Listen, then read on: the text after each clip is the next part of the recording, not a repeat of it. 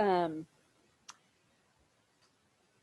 fourth part in planning a value-added venture is having a third party look at it and getting an overview on whether or not your overall business plan or business concept makes sense.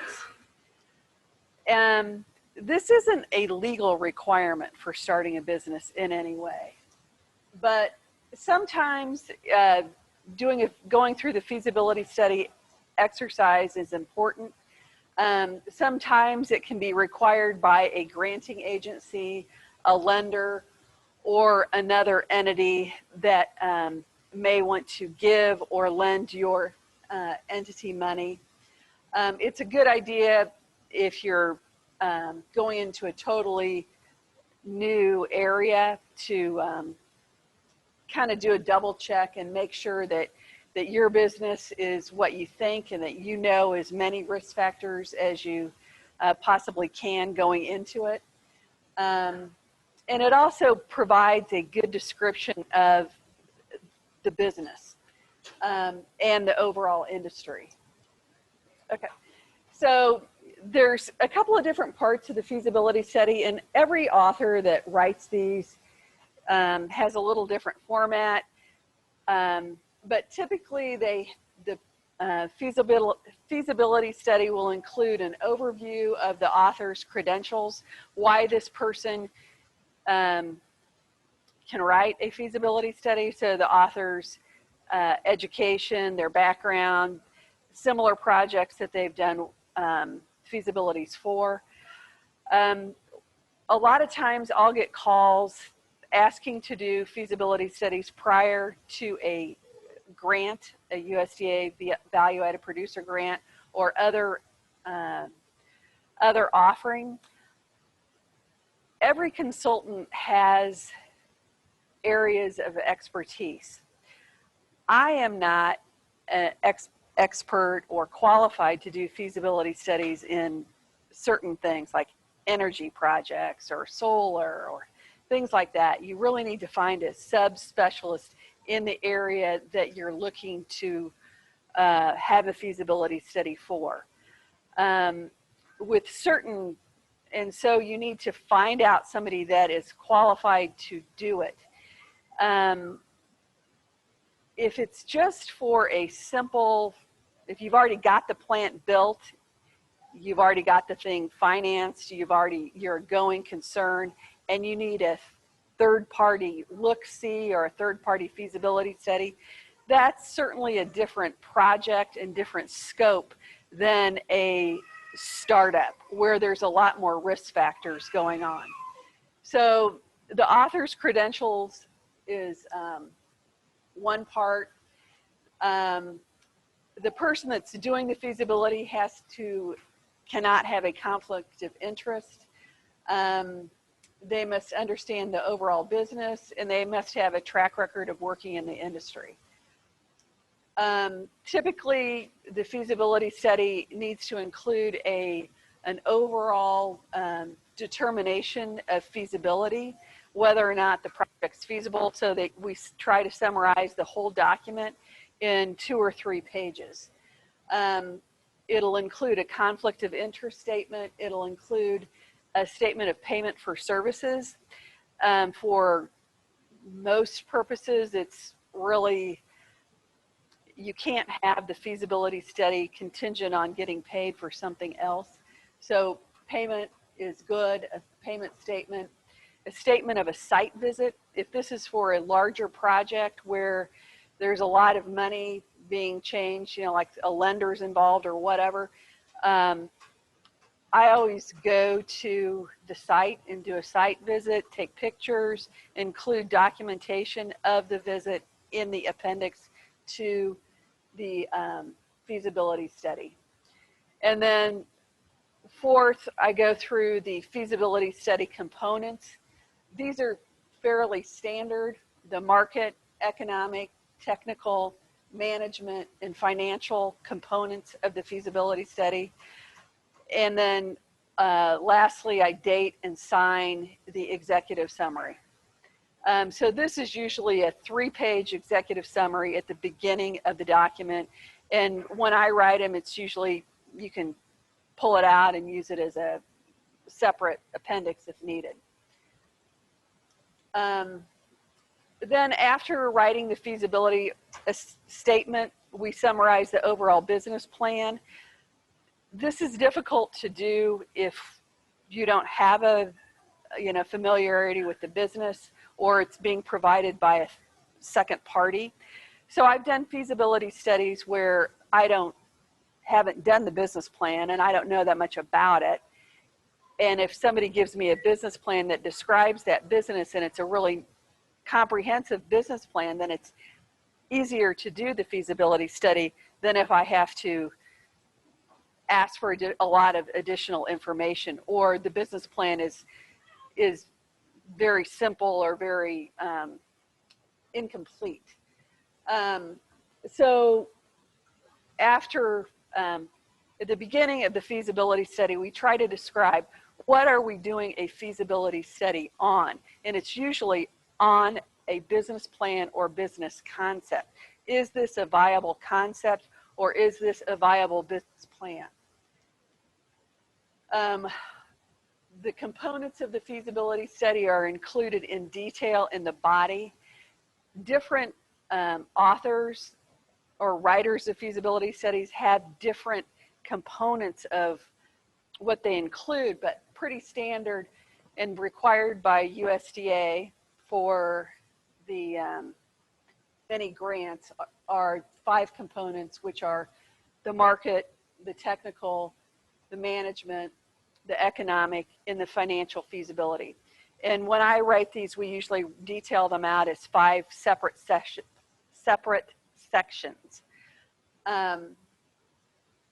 We talked about these different components earlier in the day, so I won't go into these right now.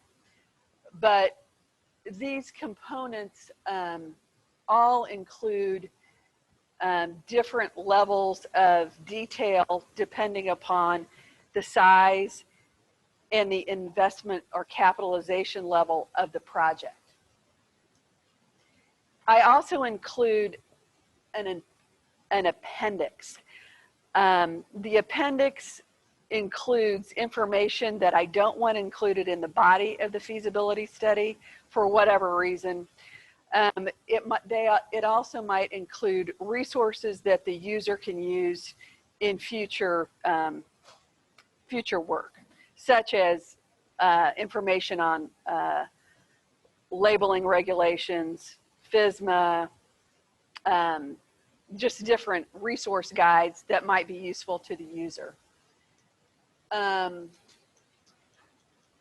just clicking through this. On the technical feasibility side, typically when I do them, I engage a third party to do the technical side. I'm not an engineer. I don't have a history in food manufacturing. I've never designed a plant.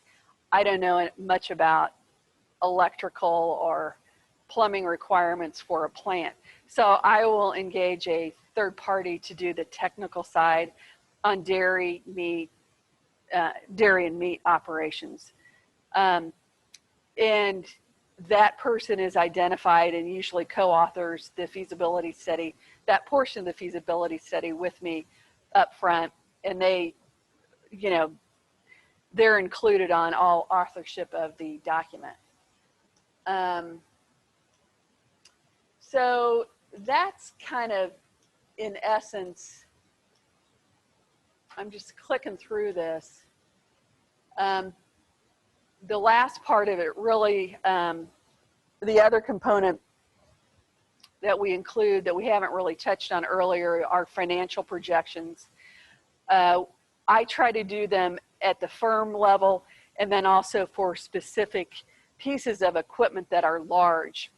In dairy manufacturing, doing a analysis on payback for equipment for different sizes of equipment is critical, especially when their labor cost is so high and you want to evaluate, should you get, what size of cheese vat should you get? It's critical to know how much cheese you're going to be producing, how much what the labor rate is, and really analyze each piece of equipment on a payback term. But projections, financial projections that are included at length in the appendix include the pro forma financial statement, the cash flow statement, the balance sheet, and any underlying assumptions on how we arrived at that detail. I do a product management approach when I do a cost of goods sold analysis. So in developing the pro forma income statement, so I'll detail out how I came up with the cost of each of the different components of the product. So the raw material, the milk, the packaging, the labor, ingredients, and overhead requirements are included in that. So that way people could go back through and double check it, or you can use it as a template for modifying for going in the future.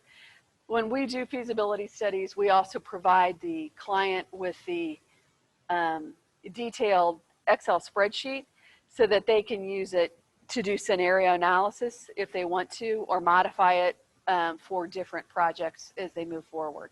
But it gives you a baseline of different components. I think that's kind of all the new information. We've kind of seen all of this before, but I'll kind of back up. The other thing I do is grant writing, and we do value-added producer grants. We do state and local grants, and a lot of times people have questions about that. Does anybody have any specific grant questions? Do you want me to ask some of the questions people ask me? No? All right. So, I mean, it's just kind of like, well, so grant writing is kind of a unique experience because you get to know somebody over the phone or far apart. And so people will call up, the grants typically get announced on, federal grants get announced on a listserv or a website called grants.gov. And on grants.gov, it's a federal site, you can see a listing of all the federal grants that are out there, and you can search them by date. So any federal grant is out there. You have to find them and search for them, but there's different ways that you can become familiar with grants that are available for your project. Typically, grant writers are specific to individual industries.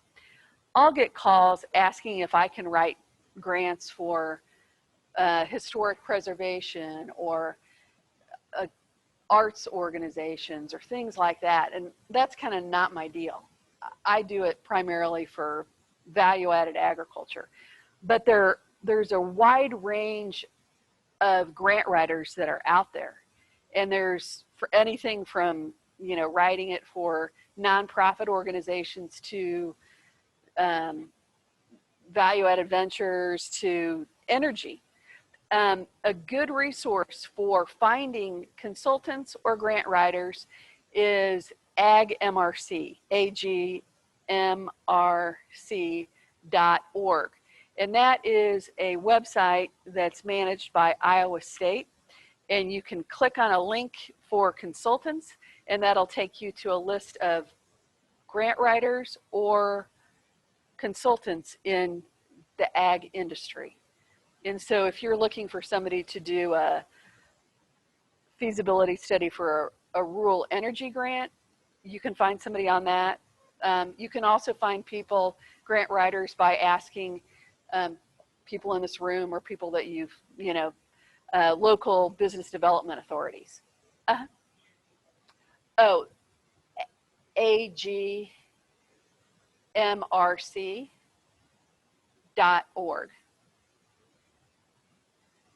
AgMRC, yeah. And yeah, and then And then usually a lot of people that are here, the Tennessee folks, the Kentucky folks, they will also know grant writers that can work, you know, in your particular niche. So it's kind of a wild thing. And then there is people charge, consultants charge different ways for writing grants. And depending upon the length of time that it takes to write the grant.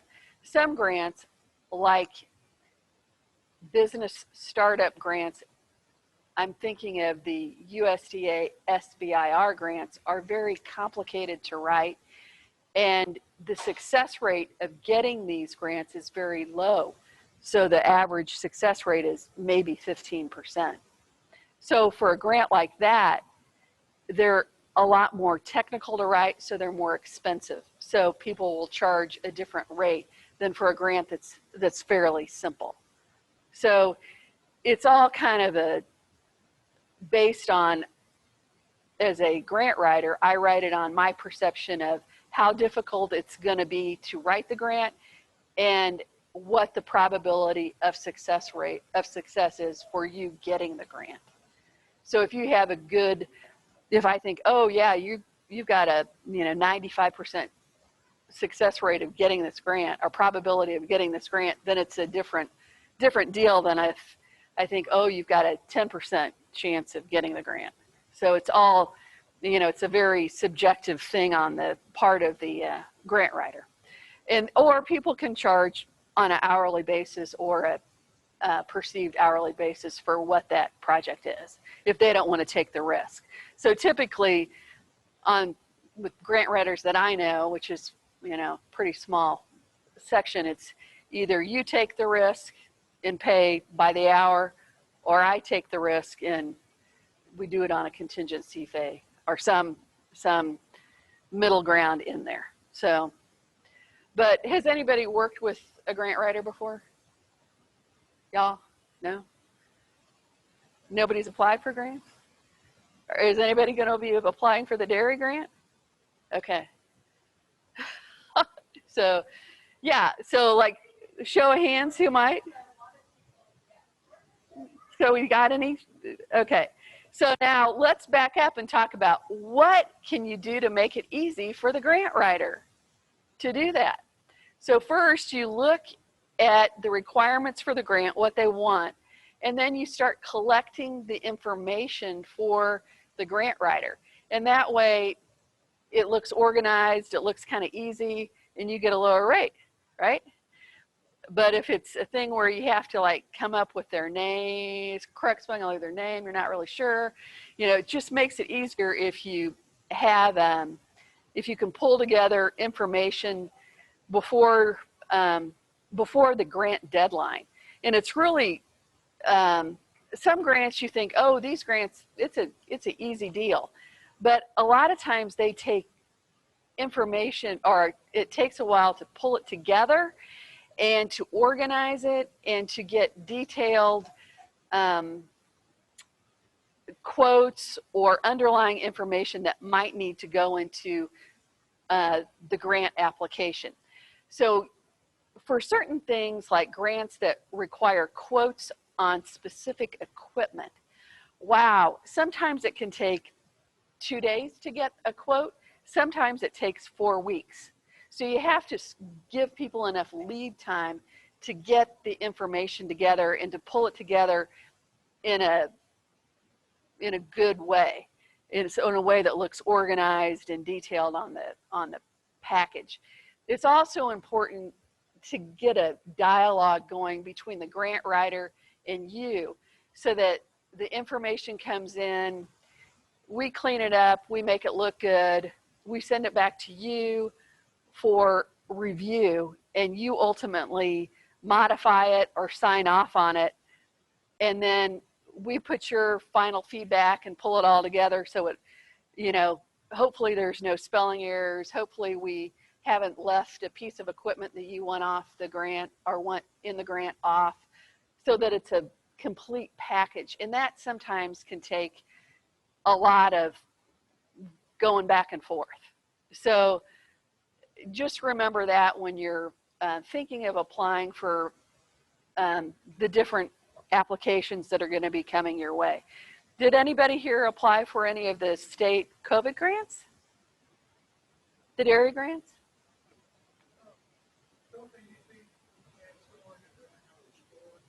They do. Typically, they have scoring depending on the grant and how it's weighted. So that would be really important to look at. So the scoring and the weighting, and then requirements for the grant. So, but then, you know, my philosophy is you've got to get the grant in to get it to win, right? So if you don't turn the grant in on time and you know, then you have zero chance. But if you turn it in and the information is not as good as you think you could have had, but it's still complete, right? Then you have a lot better chance than if you turned in nothing.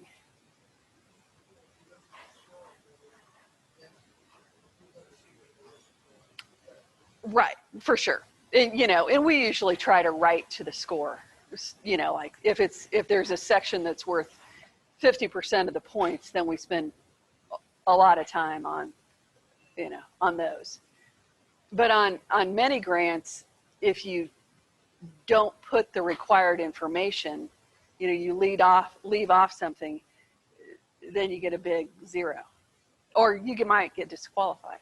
So, yeah. So have you done one? Oh, I know. And that's why it's kind of good to make sure you have go through their list and make sure you've got an answer for everything they want, and then go back and fill it in if you have time. So it's kind of I don't know. It's an interesting process. Did you write your own? Okay, but you got it. Yeah. Well, that's good. That's good. So, you know, it's always you know, and then when grants are new, when it's a new grant RFA that's out there and nobody has a track record of writing them. So like right now, there's a new grant out for meat processing, MPIRG. You know, it's just a real, it's a real risk. Right.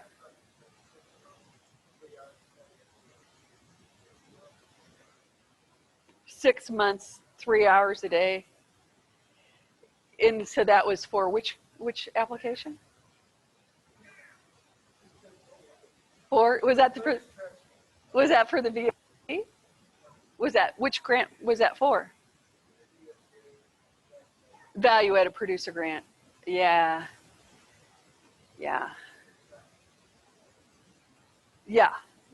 So did you write it? You and K Card wrote it. Yeah. They edited it. Okay. Yeah. So, you know, there's different ways to write them. And back when I first started writing VAPGs, there was a page limit. And so the body was supposed to be 16 pages.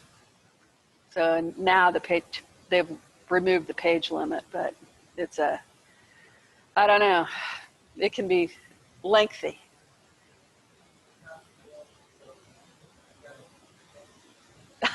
Oh, you gave them more information on something.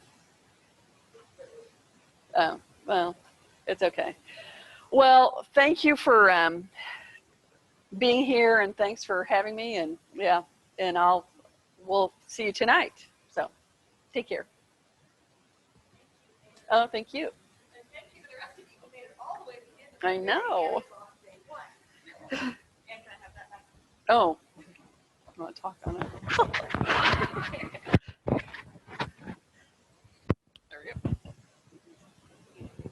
All right, for those of you online, that is the end of the online portion of our program for today and tomorrow. So thank you for sticking with us. We've appreciated talking to you and your good questions. So on that note, I'm going to turn this dude off and Caitlin's going to mute me.